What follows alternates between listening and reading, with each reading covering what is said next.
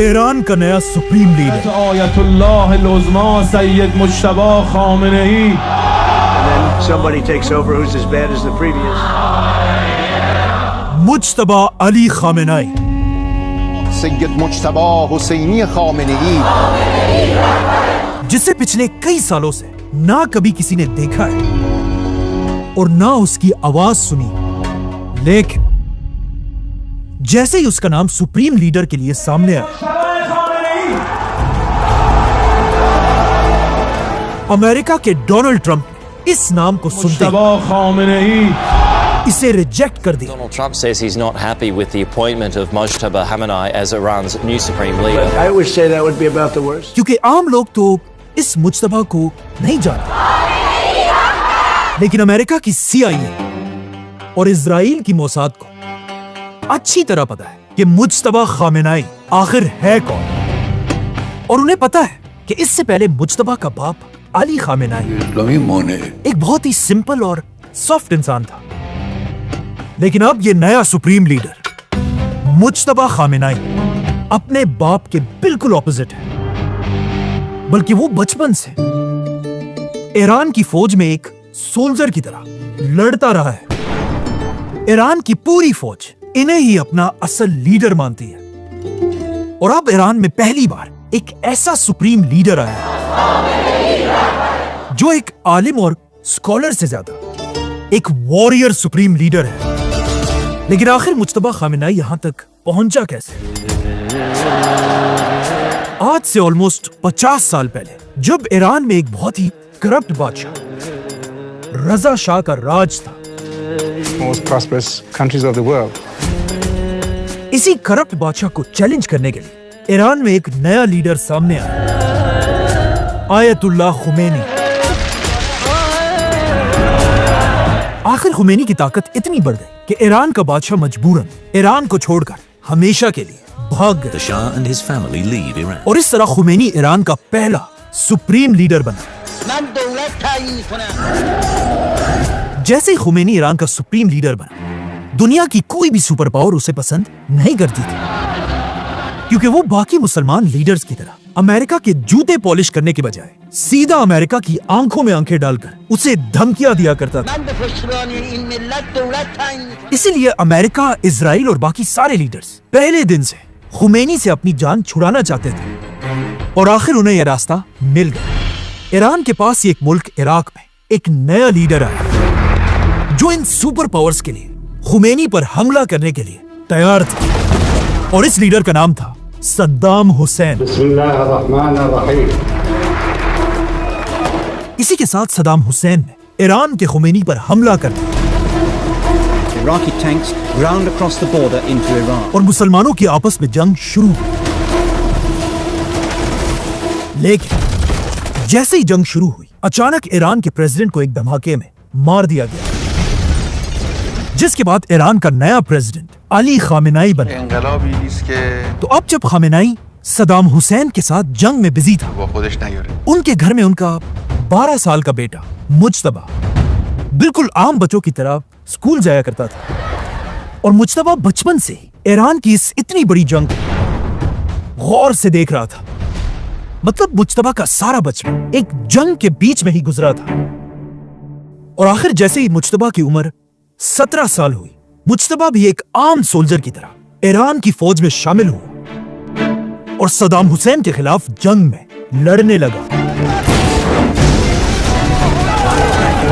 इस वक्त Mojtaba Khamenei Iran के प्रेसिडेंट का बेटा था, लेकिन कहा जाता है तब भी वो बिल्कुल एक आम सोल्जर की तरह जंग के फ्रंट लाइंस में जाकर लड़ा करता था। इसी तरह मुज्तबा ईरान की आर्मी में अपने बटालियन के साथ इराक के अंदर घुस गए, और इराक में घुसकर मुज्तबा और उसके साथियों ने इराक के 30 पहाड़ों पर ईरान का झंडा लहराया। लेकिन अब जब यहां यह सब कुछ हो रहा था, अचानक इराक और ईरान ने इस जंग को खत्म करने का फैसला किया और सारी फौजें अपनी जगहों पर वापस चली गई, जिससे ये 8 साल की जंग खत्म हो गई। लेकिन इस जंग के सिर्फ 1 साल बाद ईरान के पहले सुप्रीम लीडर आयतुल्लाह खुमैनी इस दुनिया से चले गए। अब यहां पर एक बहुत बड़ा क्वेश्चन था कि आखिर ईरान का नया सुप्रीम लीडर कौन होगा। इसीलिए ईरान की 86 सबसे बड़े स्कॉलर्स एक मीटिंग के लिए जमा हुए और नए सुप्रीम लीडर के लिए वोटिंग शुरू हुई। इस इलेक्शन में 86 में से 60 बड़े स्कॉलर्स ने अली खामेनाई को वोट दिया, जो 70% वोट बनता था, और इसी के साथ अली खामेनाई ईरान के नए सुप्रीम लीडर बने। रहबरी सूरी ख़वाहत, ना रहबरी वाक़ई। अब मुज्तबा सिर्फ प्रेसिडेंट ऑफ ईरान का नहीं बल्कि सुप्रीम लीडर ऑफ ईरान का बेटा था। लेकिन कहा जाता है वो फिर भी अपने बाप के साथ नहीं बल्कि उसी तरह ईरान की फौज में रहा, और इसी तरह अगले 10 साल तक ईरान की फौज और मुज्तबा खामेनाई का आपस में बहुत ही गहरा ताल्लुक बन गया। और अब तक मुज्तबा एक स्कॉलर की तरह नहीं बल्कि हमेशा ईरान के एक फौजी का यूनिफॉर्म पहना करता था। आखिर 10 साल तक ईरान की फौज में रहने के बाद मुज्तबा एक फौजी होने के साथ साथ एक स्कॉलर बनने की भी तैयारी करने लगा, जिसके बाद मुज्तबा को हर जगह पहली बार ऐसे कपड़ों में देखा जाने लगा। इस तरह मुज्तबा ईरान के बड़े बड़े स्कॉलर्स का स्टूडेंट बना। अब जब मुज्तबा यहां पढ़ रहा था, इसी दौर में इराक के सद्दाम हुसैन और अमेरिका की भी दुश्मनी शुरू हो चुकी थी। We're in the early stages of military operations to disarm Iraq. और सद्दाम अब बिल्कुल बदल चुका था और वो भी अब अमेरिका को धमकियां दिया करता था। इसीलिए सद्दाम की धमकियों के बाद अब अमेरिका सद्दाम को भी हटाना चाहता था। Saddam Hussein and his sons must leave Iraq within 48 hours. इसीलिए अमेरिका और इजराइल मिलकर सद्दाम पर बार बार झूठे इल्जाम लगाने लगे कि सद्दाम हुसैन इराक के लिए एटम बॉम्ब बनाने वाला है। सद्दाम हुसैन बार बार कहता रहा कि उसके पास कोई एटम बॉम्ब नहीं है, लेकिन तब भी अमेरिका ने उसकी नहीं मानी और अपनी पूरी ताकत के साथ इराक पर हमला कर दिया। और इराक में लाखों लोगों को मारने के बाद पूरी दुनिया ने देखा कि ये सब बस झूठ था और इराक में कोई एटम बॉम्ब था ही नहीं। लेकिन अमेरिका और इजराइल अब भी नहीं रुके और इराक के बाद अब ईरान पर भी इल्जाम लगाने लगे कि ईरान भी एटम बॉम्ब बनाने वाला है। ये देखकर ईरान के बड़े स्कॉलर्स में एक बहुत बड़ी डिबेट स्टार्ट हुई कि अब हमें क्या करना चाहिए। कुछ ने कहा कि हमें एटम बम नहीं बनाना चाहिए, लेकिन कुछ ने कहा कि अगर हम एटम बम बनाए या ना बनाए, एक दिन अमेरिका हम पर हमला जरूर करेगा, इसीलिए हमें एटम बम बनाना चाहिए। आखिर ईरान के सुप्रीम लीडर आयतुल्लाह खामेनाई ने ये डिबेट्स खत्म कर दी और पूरी दुनिया के सामने ऐलान किया कि ईरान कभी भी एटम बम नहीं बनाएगा, क्योंकि एटम बम बनाना इस्लाम में हराम है। लेकिन अली खामेनाई के इस फतवे से ईरान में हर कोई खुश नहीं था, बल्कि कुछ बड़े स्कॉलर्स ऐसे थे जिनका अब भी यही ख्याल था कि ईरान को एटम बम बनाना चाहिए। और कहा जाता है इन्हीं स्कॉलर्स के साथ खामेनाई का अपना बेटा मुज्तबा खामेनाई भी था, जो चाहता था कि ईरान भी एटम बॉम्ब बनाए। लेकिन इस बात का ना ईरान में और ना ईरान से बाहर किसी को पता था, बल्कि अब तक सिर्फ कुछ पिक्चर्स के अलावा मुज्तबा खामेनाई को ना कभी किसी ने देखा था और ना सुना था। मुज्तबा सुप्रीम लीडर का बेटा होने के बाद पूरी दुनिया से बिल्कुल गायब था।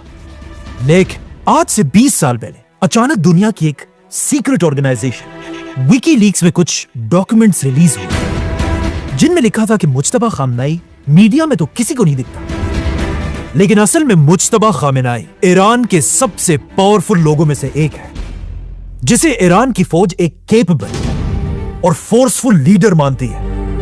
और इन डॉक्यूमेंट्स में आज से 20 साल पहले लिखा था कि हो सकता है आगे जाकर एक दिन मुज्तबा खामेनाई पूरे ईरान का सुप्रीम लीडर बने, सैयद मुज्तबा हुसैनी खामेनेई, क्योंकि उसके पास अभी से ईरान की फौज और ईरान की इंटेलिजेंस पर एक बहुत बड़ा इन्फ्लुएंस है। और इन लीक्स के अंदर यह भी लिखा था मुज्तबा खामेनाई का ईरान के न्यूक्लियर प्रोग्राम मतलब एटम बॉम्ब के साथ एक बहुत ही गहरा ताल्लुक है। और यही से अमेरिका और इजराइल आज से 20 साल पहले से मुज्तबा खामेनाई के हर स्टेप को गौर से मॉनिटर करने लगे। लेकिन इन लीक्स के बाद भी मुज्तबा खामेनाई पूरी दुनिया के कैमरों और मीडिया से हमेशा दूर रहा। और पिछले 15 सालों से मीडिया में मुज्तबा खामेनाई की इन कुछ तस्वीरों के अलावा और कुछ भी नहीं है। लेकिन दुनिया की मीडिया से गायब होने के बाद भी आज से कुछ साल पहले अमेरिका ने मुज्तबा खामेनेई पर भारी सैंक्शंस और पाबंदियां लगाई, क्योंकि उन्हें पता था कि मुज्तबा खामेनेई का अब भी ईरान की फौज और इंटेलिजेंस पर एक बहुत बड़ा कंट्रोल है।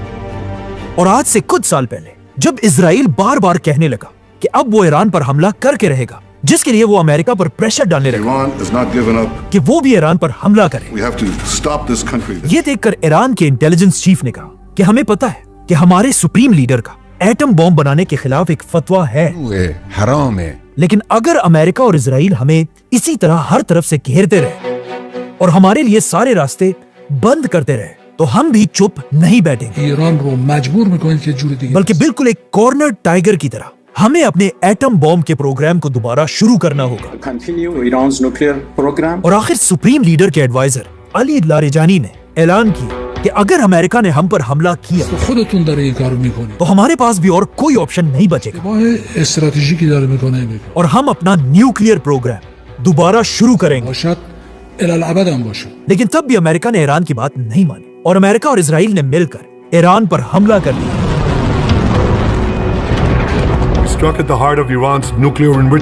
और इस हमले के पहले ही दिन मुज्तबा खामेनेई ने अपने बाप और सुप्रीम लीडर अली खामेनेई को खो दिया। Khamenei is dead. इन हमलों में मुज्तबा की मां भी इस दुनिया से चली गई और फिर मुज्तबा की बीवी भी इन हमलों में शहीद हो गई और इन हमलों में उनका बेटा भी शहीद हो गया। मतलब सिर्फ कुछ ही दिनों में मुज्तबा की फैमिली के 3 जनरेशंस शहीद कर दिए गए। अब अली खामेनेई के बाद जब ईरान का कोई भी सुप्रीम लीडर नहीं था, कहा जाता है ईरान के सारे लोग सिर्फ एक ही आदमी की तरफ देख रहे थे जो इस जंग के दरमियान खड़ा हो और दोबारा ईरान का झंडा उठाकर ईरान के लोगों को अमेरिका और इजराइल से बचा सके। इसीलिए ईरान के सड़कों और बाजारों में हर जगह लोग मुज्तबा खामेनेई के नारे लगा रहे थे। लेकिन वहां इजराइल ने भी ये ऐलान किया था कि अली खामेनेई के बाद जो भी ईरान का सुप्रीम लीडर बनेगा, हम उसे भी बिल्कुल पहले की तरह मार डालेंगे। लेकिन मुज्तबा अपनी पूरी फैमिली को खोने के बाद अब पीछे हटने वाला नहीं था। इसीलिए ईरान का नया सुप्रीम लीडर चुनने के लिए एक बार फिर उसी तरह स्कॉलर्स जमा हुए, जिस तरह आज से 40 साल पहले खुमैनी के फौत होने के बाद जमा हुए थे। ये देखकर अमेरिका के प्रेसिडेंट ने कहा कि अगर मुज्तबा खामेनेई सुप्रीम लीडर बन गया तो हम ईरान के इस फैसले को नहीं मानेंगे। और डोनाल्ड ट्रंप मुज्तबा को रोकने के लिए बार बार धमकियां देने लगे। लेकिन इन धमकियों के बाद भी ईरान के स्कॉलर्स नहीं रुके और 88 स्कॉलर्स ने वोट देकर ऐलान किया कि आज के बाद ईरान का नया सुप्रीम लीडर कोई और नहीं बल्कि अली खामेनेई का बेटा होगा, सैयद मुज्तबा अली खामेनेई।